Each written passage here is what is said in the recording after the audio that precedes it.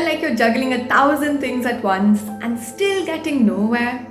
Or the things on your to-do list keep on growing, but for some reason, your energy goes lower and lower by the day? Well, I don't know about you, but this was me up until a little while ago. But don't worry, I have found a way to fix all of this.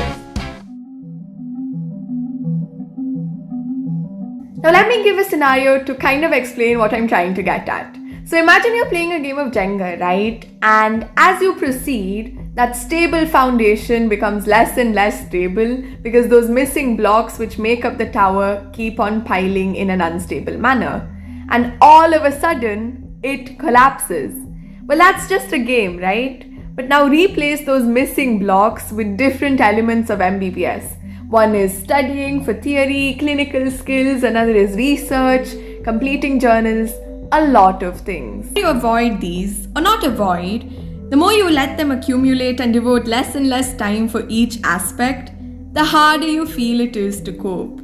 The more you start looking for excuses, easier options, you start changing and altering your focus, and ultimately, you're close to collapsing as well. It was like a very strong comparison. I am a second year MBBS student, and I have a lot of goals for myself, but I could literally see myself falling into a hole wherein none of this was happening.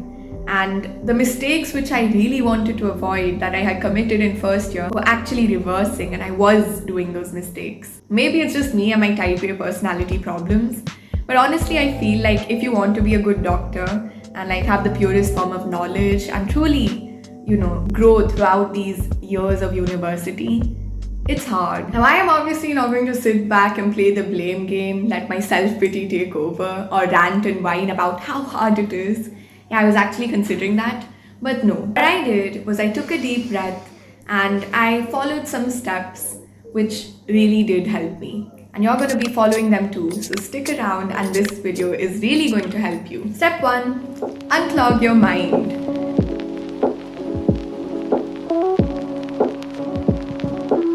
Just sit back and let your mind unravel.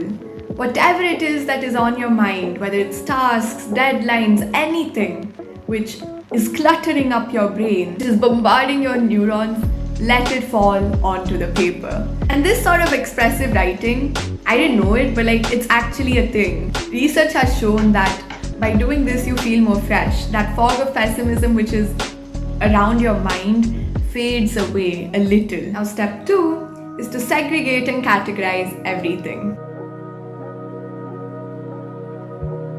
It is important for you to identify and assign different tags to all that you've noted down. And for this, you can employ the Eisenhower matrix, which basically divides tasks based on their urgency and their importance. Alright, so there are basically 4 quadrants in this matrix: important and urgent, important but not urgent, not important but urgent, and lastly, not important and not urgent. It sounds very complicated, I know, but please pause the video at that point because you will understand it with regard to me, a living example. So once you have segregated everything, let's move on to step 3. Set deadlines and make weekly goals. Now that you have your quadrants 1, 2, 3, 4 in your hand, it looks less complicated and it's certainly much more easier to deal with. Now, schedule an idealistic day, taking in mind all the distractions and inevitable minor obstacles that could come into play. Be flexible and start setting deadlines. I personally set weekly goals so that I don't feel that burden of completing daily tasks. When you're making the schedule, right, you have to live in the present, not go too much into the future and past, but you've also got to kind of involve and incorporate elements of the future. Because if you don't take into mind your end goal, that important but not urgent goals, then you will find yourself ticking off tasks, completing tasks which belong to the urgent category, and forgetting to do tasks which are important, lifelong, but are not urgent. Planning does take time, and it's not just a 5-minute thing.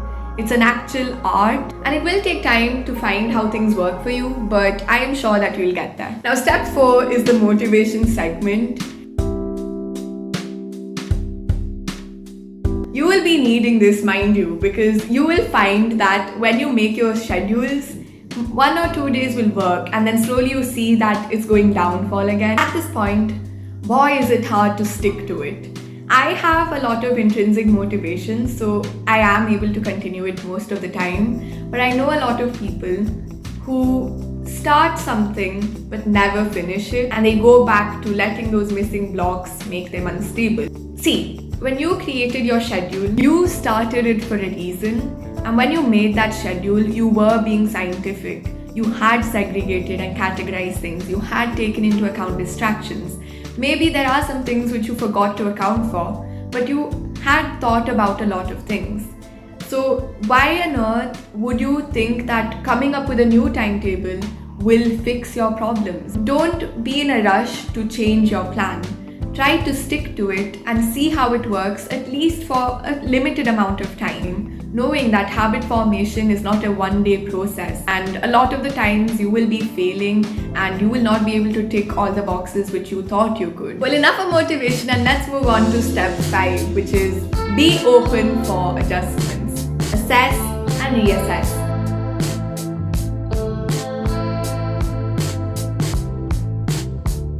Keep track of what you're doing and how productive you're feeling.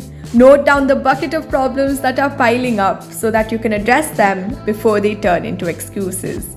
Know that there is no such thing as a perfect plan. You can restructure your matrix and you can change things. That is the beauty of planning, because it is a never-ending art. Now, I really hope this video helped you. I have a challenge for you as well.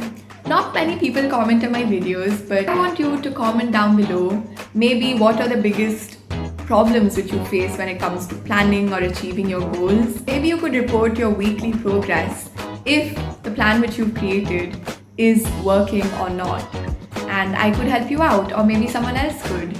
So yes, that is it for this video. Let's see you next week for more time out with Icy. Bye.